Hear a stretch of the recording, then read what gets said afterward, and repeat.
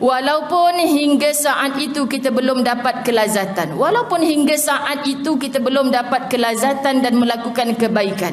Kita bukan Aisyah, betul muslimat dirahmati Allah, tapi kita nak masuk syurga ikut Aisyah. Kita tetap diberi ganjaran pahala kerana kita dianggap orang yang terus berjuang. Kan banyak hantu-hantu. Hantunya apa muslimat? Surah An-Nas kata minal jinnati wan nas. Jin ni dia bisikkan was-was kejahatan. Banyak lagi pahala lain kau boleh buat. Dengan sabar menghadap orang macam ni. Kadang-kadang jin tak bisik. Jin pun letih dengan kita. Muslimat. Yang kita tak letih berdepan lagi ramai kawan. Muslimat, makcik-makcik bawang bisik kat kita. Kalau wakak jadi engkau wakak tinggal je. Ramai muslimat. Itulah minal jinnati wan nas. Nasnya tu manusia yang datang bisik kat telinga kita. Kalau wakak jadi engkau tinggal je.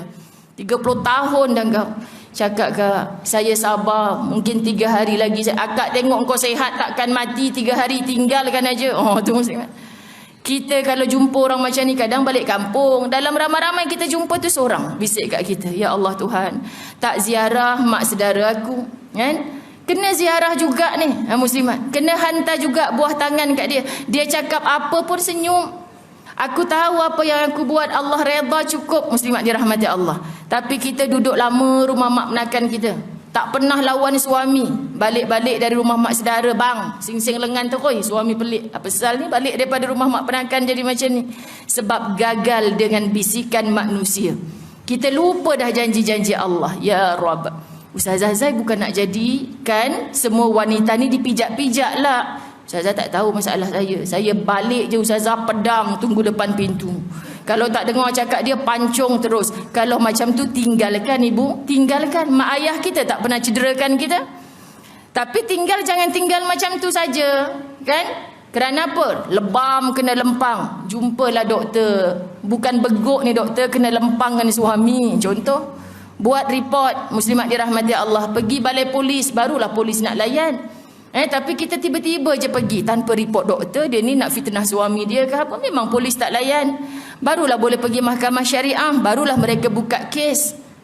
Ni bukan Ustazah Zai nak mengajar, tapi takut bila sebut macam tadi, muslimat, ada muslimat kata yelah dia tak pernah kena pukul, sebab tu dia suruh sabar je.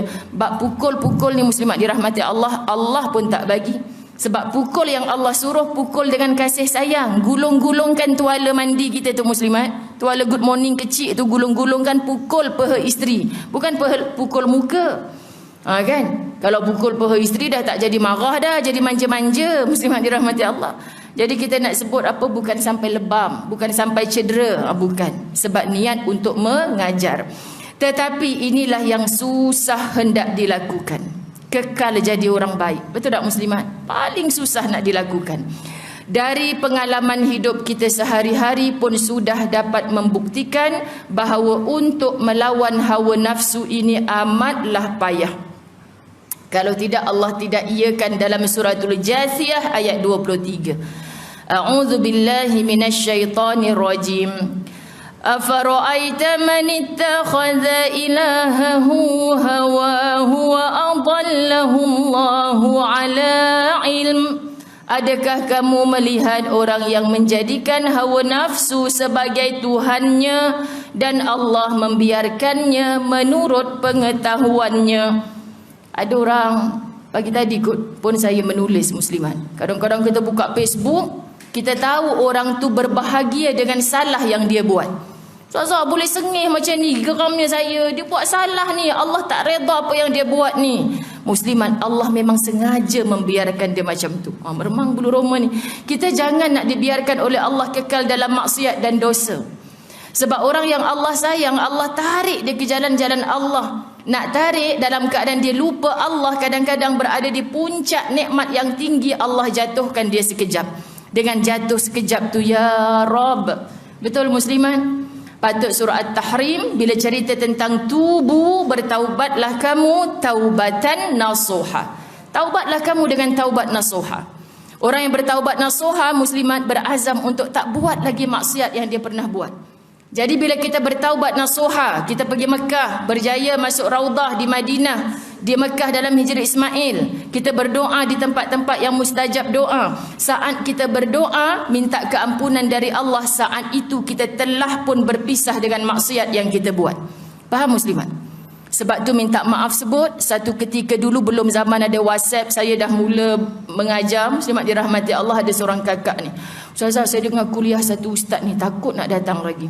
Kenapa kak? Dia kata orang yang sembahyang tapi tak tutup aurat, sembahyang dia Allah tak terima. Tu dia muslimat. Saya senyum je lah. Tak salah dia cakap macam tu, muslimat. Ada sebab dia cakap macam tu. Jadi kita, ustazah macam mana anak saya ni sembahyang tak tinggal tapi susahnya nak pujuk tak tutup aurat lagi.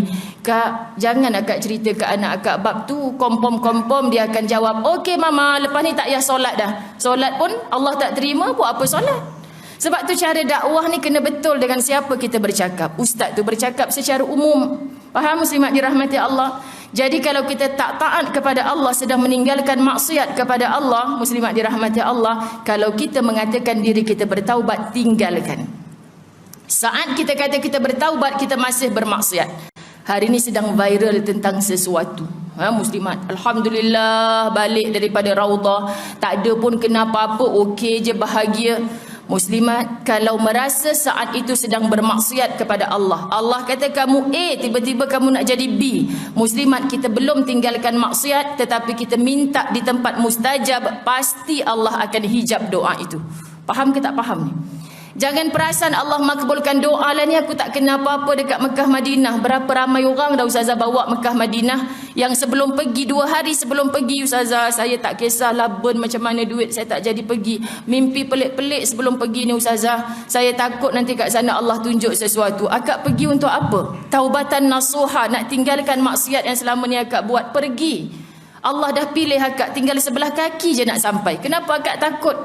Manalah tahu ustazah, nanti kat sana orang tawaf semua kepala kat atas, kaki kat bawah. Saya seorang je kepala kat bawah, kaki kat atas. Dah pelik-pelik mana pula belajar kursus umrah ni. Tak pernah jumpa, muslimat dirahmati Allah. Kan?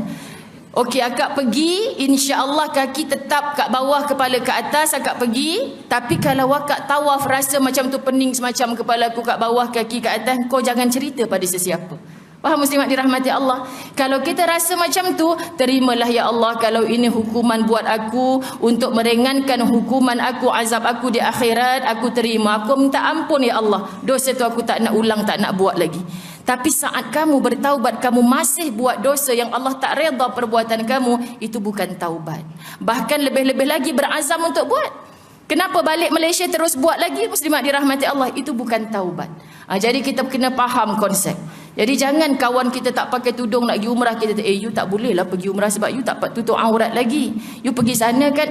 Padahal kita positif, ya Allah, dia tunjuk gambar di Mekah Madinah cantiknya, you pakai tudung. I doa sentiasa. Walaupun kita kat Malaysia, you kat bumi barakah, I doa balik nanti kekal istiqamah macam ni. Positif. Muslimat, mudah-mudahan menjadi satu dakwah buat dia. Kita tak, kita macam nak menjadi Tuhan pula kepada mereka. Wa na'udzubillah min zalik. Kata Allah dalam Al-A'raf 176, walakinahu akhlada ila al-ardi wattaba'a hawah famathaluhu kamathalil kalbi in tahmil alayhi yalhath aw tatrukuhu yalhath. Dia cenderung kepada dunia dan menurut hawa nafsunya yang rendah. Maka perumpamaan seperti anjing yang kamu menghalaunya, dihulurkannya lidah, dan jika kamu membiarkannya, ia akan menghulurkan lidahnya juga. Apa sifat anjing yang kita nampak, muslimat dirahmati Allah? Lidahnya sentiasa terjulur. Digambarkan orang yang tamak dengan dunia pun macam tu, orang yang sentiasa menurut hawa nafsunya pun macam tu. Mudah-mudahan bukan kita. Lagi belajar, lagi dapat kawal hawa nafsu.